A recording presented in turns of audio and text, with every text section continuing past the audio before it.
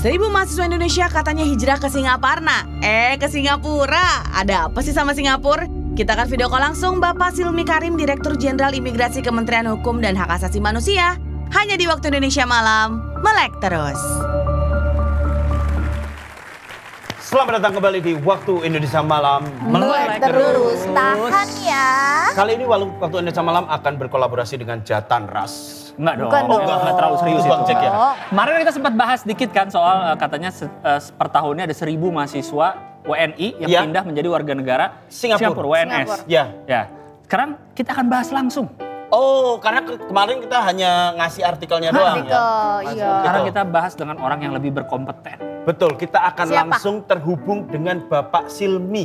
Bapak Silmi Karim, selaku Direktur Jenderal Imigrasi Republik Indonesia, Kementerian Hukum dan HAM. Betul sekali.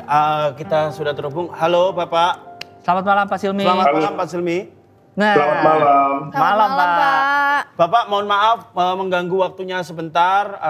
Ini Bapak posisi sedang di mana Pak?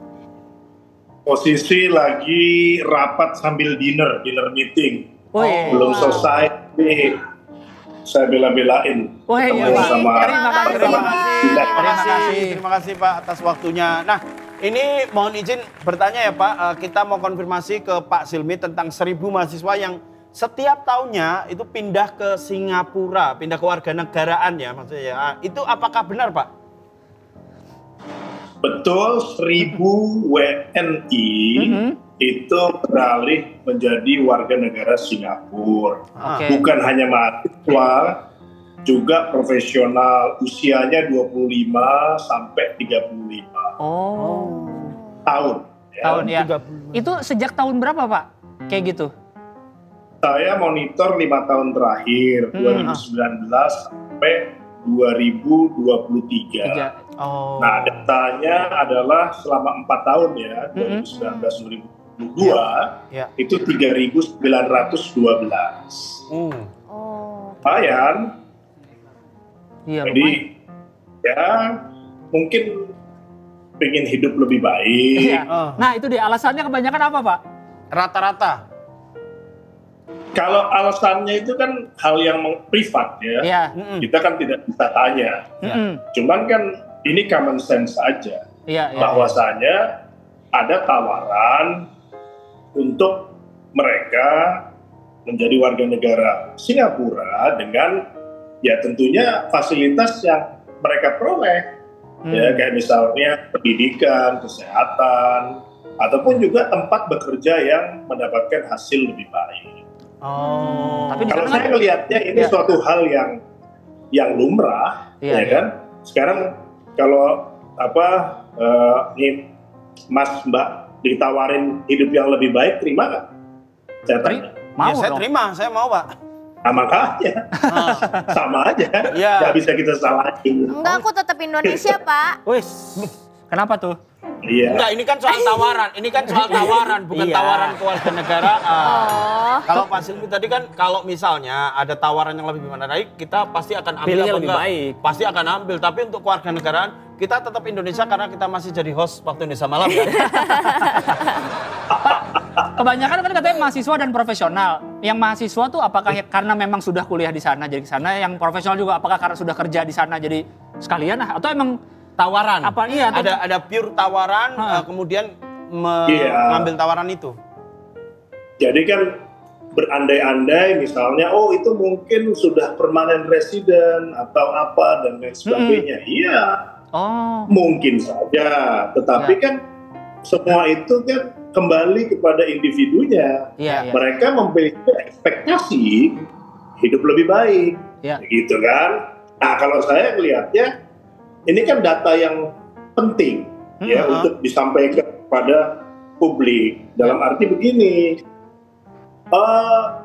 ini tantangan Indonesia loh ke depan. Ya kalau kita tidak jagain bukan berarti mereka nggak boleh pergi gitu ya. Iya. Tetapi ini PR kita bersama. Kita bikin Indonesia lebih hebat dari Singapura. Kita bikin Indonesia lebih hebat dari negara lain. Sehingga banyak malah orang yang masuk ke Indonesia untuk bekerja, ya untuk kan gini, negara maju pasti industrinya maju, ya kan?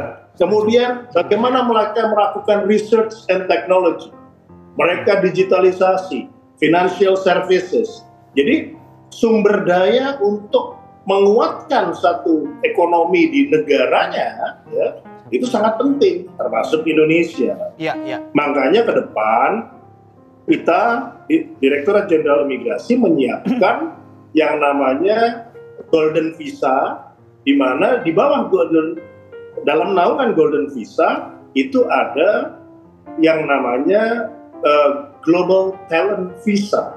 Nah, kenapa Global Talent Visa penting? Ini untuk menarik warga negara asing.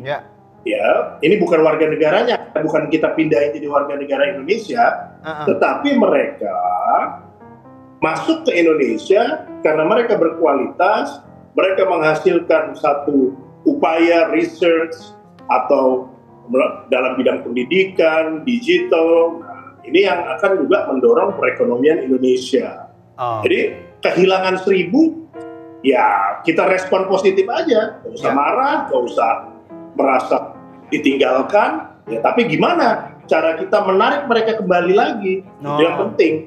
Kayak sepak bola kan, kan banyak pemain Indonesia kan juga warga negara yang pindah ke Indonesia, ya kan? Betul. Kan mereka juga nggak diprotes sama negaranya, ya kan? Kok dia pindah? Ya, Indonesia membutuhkan pemain sepak bola, gitu kan? Misalnya, nah dalam hal ini Singapura membutuhkan talenta muda Indonesia untuk berjoin menjadi warga negara Singapura, ya sama aja. Gitu. Cuman kalau kita memang tahapannya baru di olahraga. Nah kalau misalnya di Singapura gitu ada peluang-peluang untuk host yang kira-kira host yang kira-kira nggak bagus-bagus banget public speakingnya, tapi modalnya lucu doang, bisa nggak Pak ya? Maksudnya Anda? Anda mau pindah? Yang jelas di sana belum ada cek toko sebelah. Nario ya Pak ya, Bapak ingat Nario ya. Aduh Bapak suka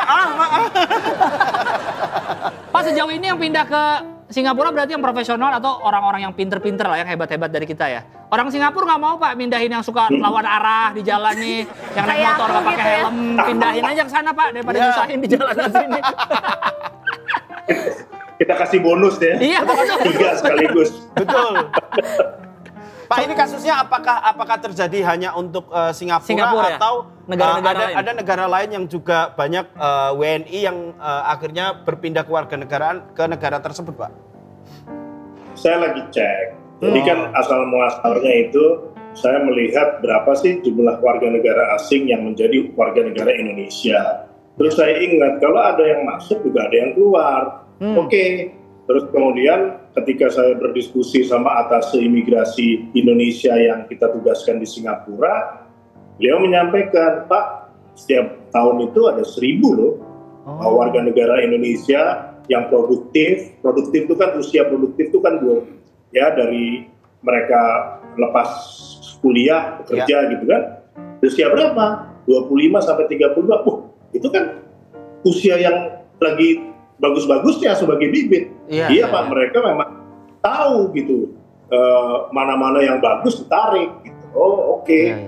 Terus kemudian saya minta teliti lebih jauh, saya dapat angkanya. Nah, saya lagi cek juga bagaimana dengan negara lain, misalnya ke Australia atau pasti ke negara yang lebih maju lah ya. Ada kutip dalam ekonomi.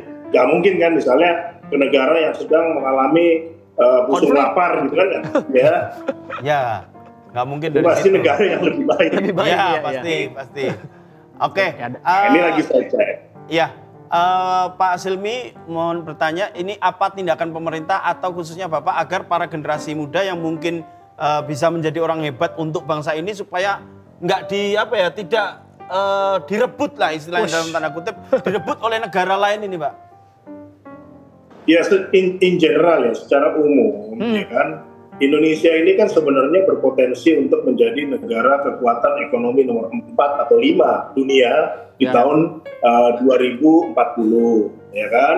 Nah, terus kemudian untuk itu kan perlu ada tahapan, ya. menjadi negara industri dengan juga mengadopsi teknologi yang mumpuni, ya, terus kemudian penyiapan demografi bonus dengan baik, yang membuka lapangan pekerjaan, kemudian juga fasilitas-fasilitas umum yang baik, yang memberikan juga benefit kepada warganya. Nah, otomatis kalau ini semua ada, dan saya lihat kan sekarang kalau kita mau jujur kan ke arah yang terus semakin baik, ya kan, kesehatan, pendidikan. Nah ini kita teruskan, kita bangun terus, ya, sehingga Indonesia menjadi negara yang sejahtera untuk rakyatnya, bisa dinikmati, terus kemudian terjadi pemerataan dan lain sebagainya lah yang baik-baik, otomatis itu akan menahan, ya. Nah dalam hal ini kalau kita merespon yang saat ini untuk jangka pendek atau quick win, ya, tentunya di sini kalau saya pertama ini adalah suatu alarm, ya, alarm buat kita. Ayo kita bangun nih, ya. Banyak loh warga negara Indonesia yang bagus diambil sama negara lain, ya kan? Artinya apa? Yuk kita bikin Indonesia lebih bagus. Bagaimana dengan suatu program, ya? Jadi ini awareness, ya, awareness atau juga pemahaman yang orang sekarang biar pada melek, gitu kan? Kalau enggak kita ditinggali. Nah, tentu di sini tidak bisa sebatas hanya Direktorat Jenderal Imigrasi. Ini bahkan level kementerian dan juga menjadi isu bersama. Kerjasama semua pihak. Iya, banyak pihak yang harus dilibatkan untuk permasalahan ini ya. Oke, terima kasih Pak Silmi. Pak Silmi, terima kasih banyak. Imigrasi dan juga sehat selalu Pak. Kapan-kapan main langsung sini Pak ya. Iya Pak, ditunggu main-main ke sini Pak ya. Oke. Terima kasih Pak. Sehat-sehat terus. Dadah. Ya, itu kan itu. Ini anak muda makanya nih harus membangun Indonesia. Wih, baca kan? Kayak aku. Baca. Enggak, biar kayak aku. Aku bangunnya pagi-pagi. Oh bangun. Membangun Indonesia. Terjaga, maksudnya terjaga. Aduh. Semoga jangan yang pinter-pinter pindah ke luar negeri, sisa di Indonesia yang begini ya. Warga malam jangan kemana-mana, masih tetap di Waktu Indonesia Malam. Melek terus, tahan ya. Warga malam. Abis ini kita mau ketemu sama Elon Musk dan Mark Zuckerberg yang mau adu jotos.